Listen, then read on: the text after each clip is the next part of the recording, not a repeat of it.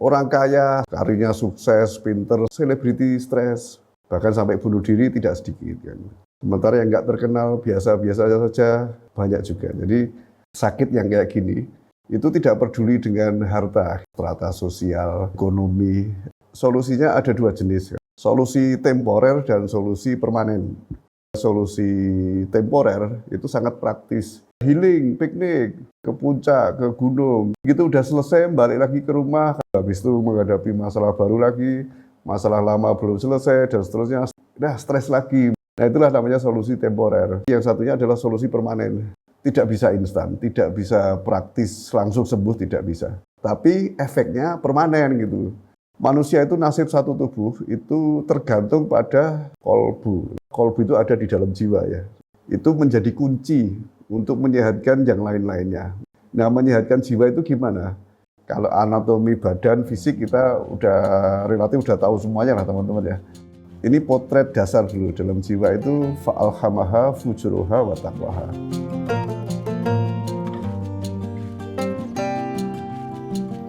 Assalamualaikum warahmatullahi wabarakatuh. Alhamdulillah, alhamdulillahirabbil alamin. Dulur-dulur kabeh, gimana kabarnya? Ya, alhamdulillah kita bisa sharing lagi ya untuk kali ini. Kali ini dari saya ingin men-sharingkan salah satu fenomena yang kita hadapi di sepanjang kehidupan kita ya. Barangkali ini terjadi pada dulur-dulur sendiri juga ya. Lihat yang lain sekeliling lah, mungkin rekan kerja atau keluarga atau saudara, teman, sahabat dan yang lain ya. Yaitu fenomena stres, depresi, kecewa, anxiety, frustrasi, trauma dan sejenisnya. Dan kalau kita melihat ya dulur-dulur ya, kan ada ini orang kaya stres ada juga kan, anxiety, karirnya sukses, pinter, stres ada juga. Nggak sedikit juga kan.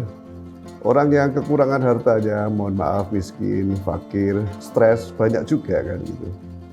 Orang terkenal yang stres, selebriti stres, banyak juga. Cakep, cantik, ganteng, keren, stres, banyak juga. Bahkan sampai bunuh diri tidak sedikit kan. Sementara yang nggak terkenal, biasa-biasa saja, stres juga ngalamin, banyak juga. Jadi fenomena ini, anggap aja istilah saya penyakit gitulah ya. Sakit yang kayak gini, itu tidak peduli dengan harta akhirnya, harta, strata sosial, ekonomi, kepopuleran, kekerenan, dan seterusnya. Tidak keren, stres banyak, keren, stres juga agak sedikit, dan seterusnya lah. Inilah yang banyak di istilah sekarang gitu disebutnya dengan psikologi ya. Memang ilmu psikologi itu agak unik ya dibanding ilmu sains yang lain ya. Ringkesnya gini kalau dari saya sementara ini ya. Ilmu sains itu relatif berbasis empiris ya. Metode-metode empirikal, sesuatu yang bisa diukur dengan alat-alat tertentu secara empiris ya. Suhunya, temperatur, tekanan, dan seterusnya bisa diukur. Sementara kalau kita bicara psikologi, kita hanya melihat gejala-gejalanya saja. Ada apa di balik itu? Ya, gitu. Relatif hal yang tidak bisa diukur dengan alat-alat empiris, tidak bisa. Makanya banyak ahli psikolog itu, ahli-ahli psikolog punya teori-teori sendiri lah gitu. Wah, teori begini, teori Bugono, teori macam-macam, nah itu memang ya biasa gitu lah, biasa. Berbeda dengan katakanlah ilmu fisika ya, relatif ketika suatu fenomena teorinya baku, mudah untuk diteliti, akhirnya sampai suatu kesimpulan relatif lebih cepat, lebih gampang. Sementara kalau kita bicara psikologi, aneka ragam di teorinya ini ya, gitu. Mau pakai yang mana ini? Gitu. Nah, yang ingin saya sharingkan kali ini ya tentang solusinya lah. Orang stres, depresi dan sejenisnya itu solusinya ada dua jenis kalau dalam hemat saya ya, dua jenis. Solusi temporer dan solusi permanen. Ya tentu teman-teman dulur-dulur pengennya kan solusi permanen pasti kan gitu. Ada kehidupan yang tidak ada masalah, tidak ada stres, tidak ada depresi, itu solusi permanen. Tapi biasa di mana-mana gitu ya, ketika bicara solusi temporer itu sangat praktis. Pola pikir instan biasanya ya. Sekarang sakit minum ini terus langsung sembuh, nah, gitu. Itu sangat praktis sekali lah. Dan biasanya ini temporer kan, besok kapan lagi sakit lagi kayak gitu kan. Ya kalau bahasa dokter mungkin bahasa medis ya, bukan bahasa ilustrasi medis. Kalau menurut saya ilustrasinya mirip kayak katakanlah sakit tipes atau DB misalnya gitu ya. Dari sakit itu ada gejala yang namanya demam. Nah, mengobati demam yang terasa kan memang gejalanya kan demam itu. Tipusnya ada berapa di dalam usus kan, ya diri kita nggak tahu, nggak bisa lihat gitulah, ringkesnya gitu. Yang kerasa ya demamnya itu tadi, demam. Demam ya dikasih obat turun panas, selesai, sudah demamnya sembuh. Gitu. Tapi kalau tipesnya tidak diobati atau belum sembuh, efek obat katakanlah cuma 8 jam, setelah itu ya nanti demam lagi ya gitu. Demam lagi, minum obat turun panas lagi kan gitu. 8 jam lagi, ketika tipesnya belum sembuh ya demam lagi, panas lagi, nah gitu terus kan akhirnya. Itulah solusi-solusi temporer ya yang banyak terjadi di sekitar kita barangkali gitu ya. Misalnya stres ya udah healing, piknik, jalan-jalan ke weekend, ke puncak, ke gunung, ke tempat wisata, tamasya, kulineran, nginep di hotel bintang 11, nggak ada yang bintang 11 ya. Bintang 17 ya, gitu. Jalan-jalan ke laut dan seterusnya lah, rekreasi lah itu. Ya di momen proses healing tamasya itu memang bahagia, gembira. Tapi begitu udah selesai, balik lagi ke rumah, katakanlah minggu malam balik lagi ke rumah, besok Senin kerja lagi, nah stres lagi menghadapi masalah kesehariannya, stres lagi. Nah itulah namanya solusi temporer. Jadi cuma berkala katakanlah, wah seneng, happy, akhirnya semangat kerja lagi, cuma seminggu, 2 minggu, habis itu menghadapi masalah baru lagi, masalah lama belum selesai, dan seterusnya stres lagi. Nah itulah solusi temporer ya terhadap permasalahan atau terhadap fenomena stres, depresi, dan jenisnya. Sementara kita bicara tadi yang satunya adalah solusi permanen, holistik gitu kali ya. Nah itu relatif terapinya atau pengobatannya tidak bisa cepat, butuh waktu prosesnya untuk menterapi atau biasanya tidak cepat. Nah inilah, tapi efeknya permanen gitu. Kayak tadi contoh menghilangkan tipes, mengobati tipesnya itu tidak bisa sehari 2 hari kan. Butuh waktu, katakanlah minimal seminggu. Tapi begitu sembuh, ya udah dalam waktu yang jangka panjang sekali lah, udah nggak tipes lagi. Ketika udah nggak tipes, otomatis gejala-gejalanya nggak ada kan, gejala ikutannya kayak tadi demam dan seterusnya, nah gitu. Sebagaimana yang kita bicarakan tadi, sebenarnya stres, depresi dan seterusnya itu sebenarnya gejala sebenarnya. Sumber penyakitnya apa sih? Nah itu yang perlu kita, menurut saya kalau pengen sembuh secara permanen itu yang harus kita lihat sebenarnya. Permasalahan sebenarnya apa? Nah di sini mau nggak mau kita harus melihat sosok makhluk manusia sendiri ya. Manusia itu bukan makhluk fisik doang, tapi ada fisik, unsur fisik ya, ini jasad fisik ya, bisa merasa, bisa ya inilah semua anggota tubuh kita biologis fisik ini. Selain fisik ada namanya jiwa atau batin ya, ada jiwa. Kemudian ada satu lagi adalah pikiran. Nah inilah, ada jasad, ada jiwa, ada pikiran, intelektual. Ini 3 dimensi yang menyatu dalam satu makhluk manusia. Nah, ini. Dan 3 ini saling berkelindan, saling mempengaruhi. Katakanlah misalnya di fisik nih, misalnya ini tangan saya kebacok misalnya, wah luka terus berdarah. Yang luka kan fisik ya. Tetapi jiwa juga ikut merasakan kan, jiwa jadi nggak tenang gitu, katakanlah ketika doa atau sholat atau apa gitu misalnya, jadi gelisah, gundah gulana, nah itu jiwa jadi.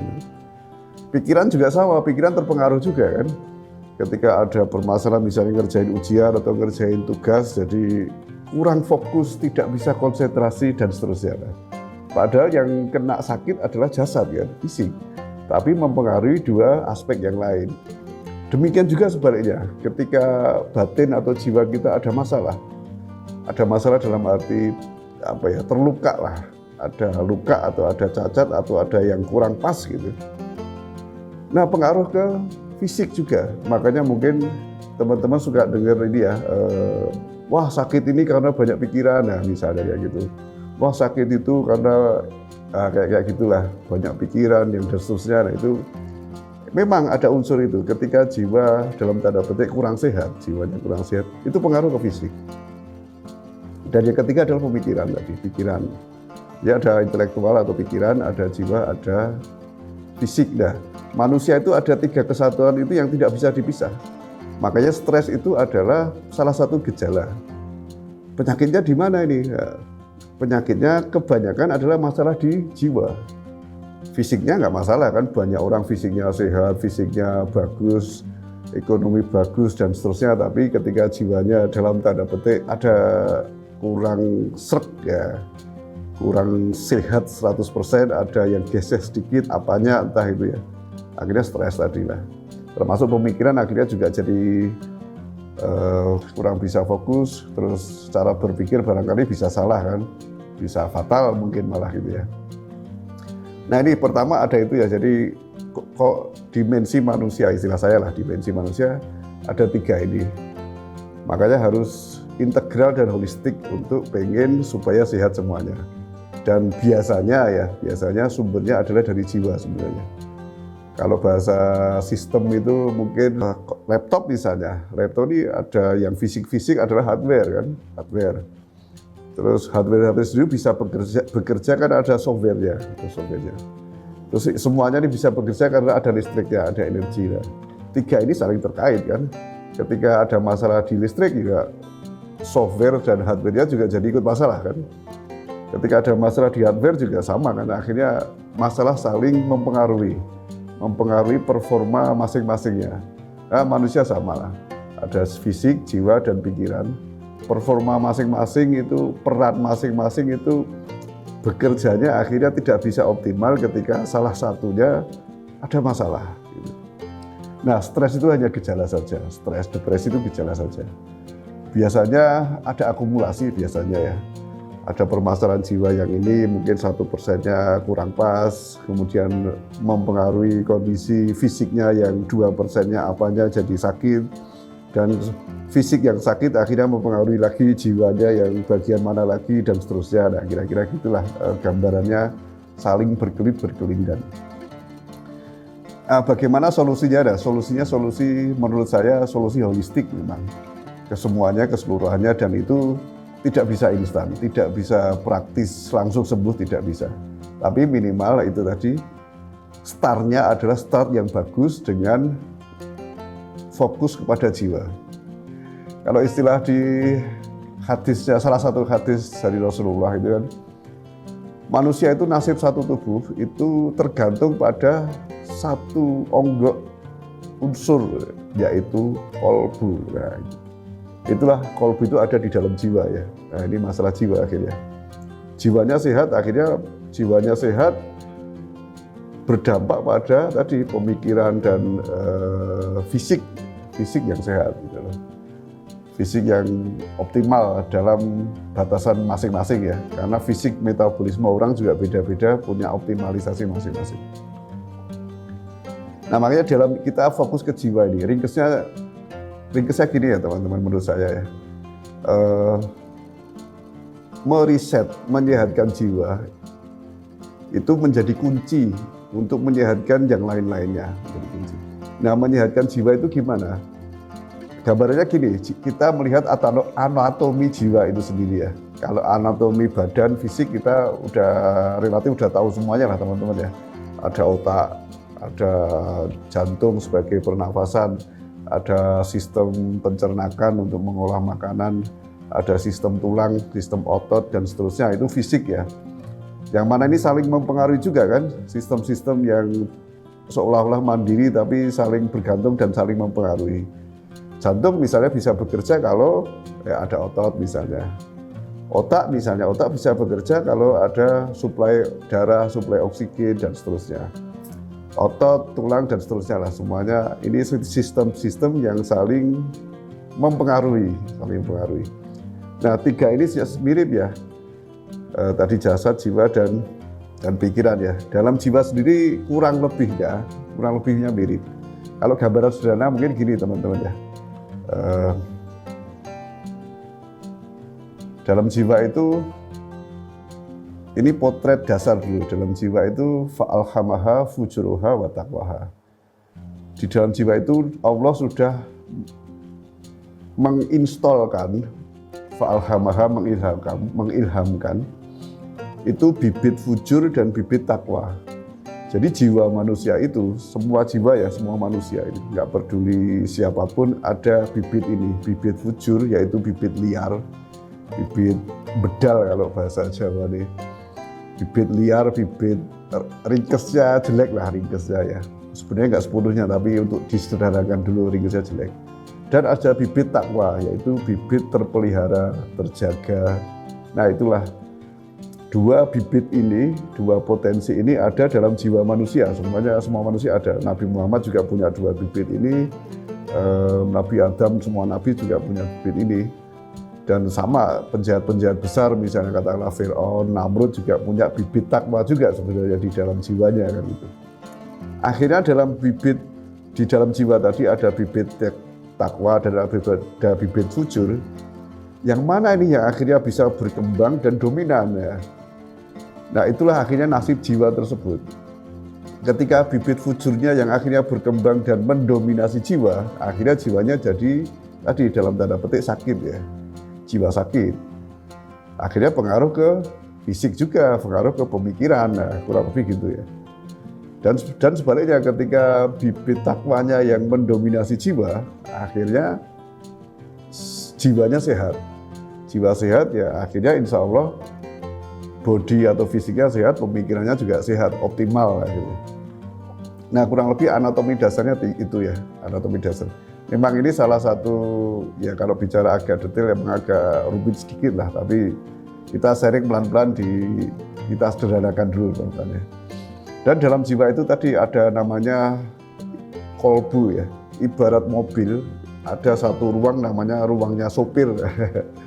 Nah sopir itulah yang sopir dan ornamen kontrolnya itu mengendalikan seluruh bodi mobil kan. Kayak kapal gede juga sama kan, kapal gede itu ada namanya nahkodanya, ya, itu yang mengendalikan keseluruhan kapal kan itu. Nah sama dalam jiwa itu ada satu tadi yang namanya kolbu. Kolbu ini yang jadi sentral kontrol ya, pusat kontrol itu di kolbu.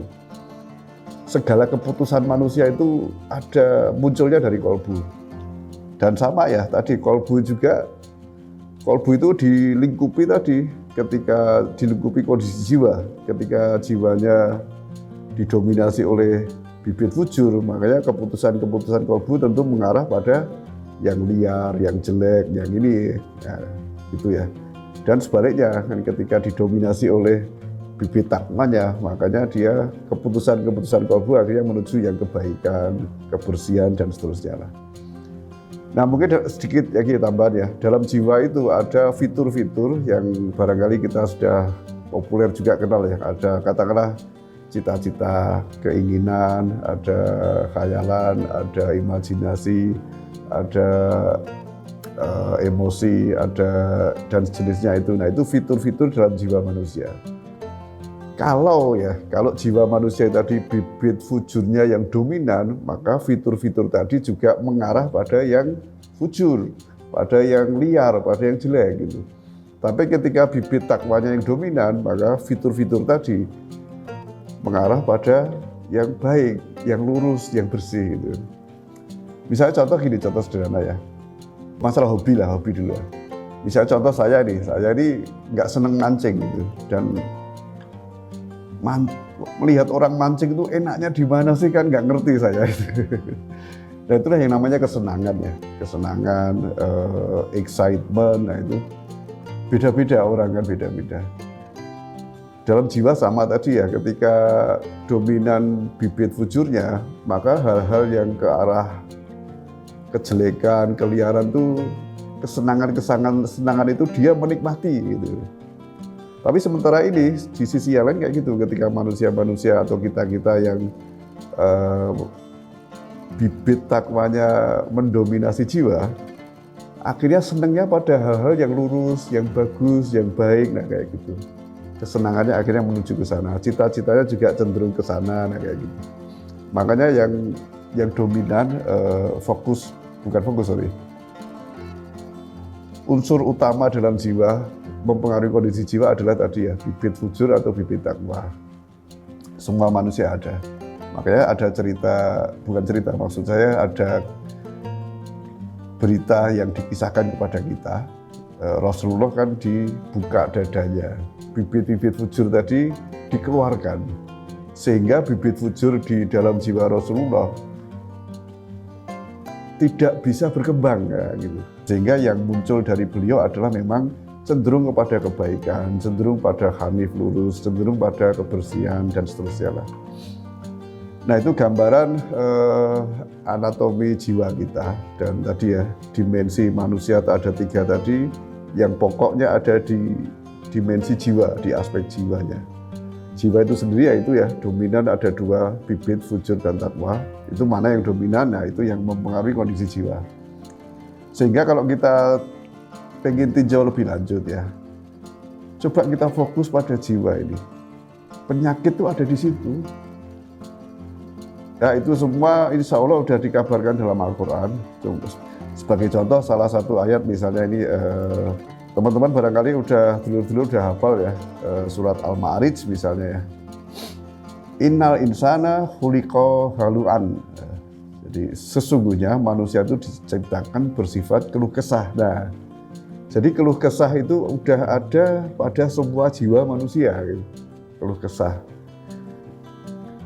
Idza massahus syarru jazu'an wa idza massahul khairu manu'an. Jadi, kalau ditimpa susah dia keluh kesah, kalau ditimpa kebaikan dia kikir, pelit. Nah itu salah satu kabar dari wahyu Allah. Itu sifat dasar yang ada dalam jiwa manusia. Itu tidak bisa dihilangkan karena sudah melekat inheren pada jiwa manusia. Sebagaimana fujur dan takwa tadi. Kalau istilah saya mungkin sifat dasar gitu lah, istilah saya mungkin sama istilah beberapa guru-guru besar itu sifat dasar yang ada di manusia, yaitu haluan. Haluan itu ada tadi keluh kesah dan pelit atau kikir. Orang berkeluh kesah itu tidak menyelesaikan masalah. Secara praktisnya masalah tidak selesai.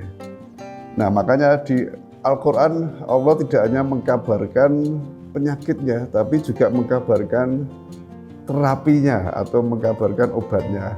Nah kita baca ayatnya lebih lanjut ya, di surat Al-Ma'arij ayat berikutnya. Itu mengkabarkan terapi-terapinya. Sebenarnya kita enak ya sama Allah udah dikasih. Itu tuh jiwa-jiwa itu punya penyakit kayak gini nih ya.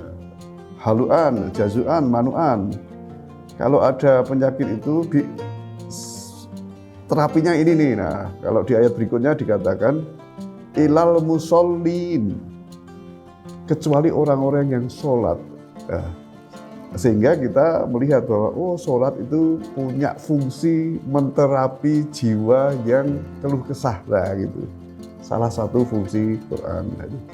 Nah nanti kita bisa baca di rentetan ayat-ayat berikutnya, barangkali nanti di sesi yang lain ya kita melototin atau mencermati lebih agak detail lah. Ini gambaran besarnya dulu lah. Ini lanjutannya ya, alladzina hum ala sholatihim daimun. Jadi tidak hanya sholat, tapi sholatnya yang sudah menjadi daimun. Atau nanti kalau bahasanya nanti ada natijah sholat. Dulur-dulur kan kalau nanam misalnya contoh ini ya, nanam pohon itu. Sebenarnya nanam pohon atau tanaman sayuran lah. Sebenarnya yang dicari apa sih? Pohon lah, pohon itu. Misalnya pohon durian, pohon rambutan.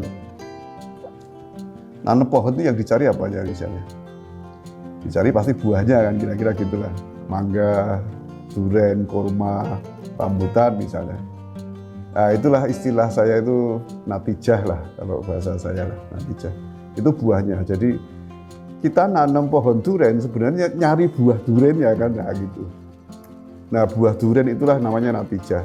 Sehingga buah durian itu dicapai dengan kita nanam pohon durian, ada pohon duriannya tumbuh dengan sehat, ada batangnya, ada daun-daunnya cukup memadai banyaknya sehingga melakukan fotosintesis, mengolah-olah sari-sari makanan dari bumi, akhirnya bisa diolah menjadi buah. Nah, ini. Jadi kita ibarat sholat kayak gitu ya. Sholat itu kalau secara rukun sholat ya dari takbir menuju sampai salam ya, ada rukunnya, baca Al-Fatihah dan seterusnya. Nah itu kan rukun kegiatannya. Itu kalau ya ini istilah saya lah, mungkin untuk memudahkan dipahami ya. Hikmah atau natijahnya sebenarnya ya itu tadi, daimun tadi. Ada buahnya dari sholat. Jadi inna sholata tanha anil fahsya'i wal munkar. Jadi dengan sholat yang berhasil sukses berbuah, yaitu menjauhkan dari perbuatan fahsya'i dan munkar ya. Perbuatan dari yang ya ringkesnya jelek lah gitu, fahsya'i dan munkar. Dalam ayat ini tadi juga sama ya, Al-Ma'arij tadi, ayat berikutnya 22, 23 ini.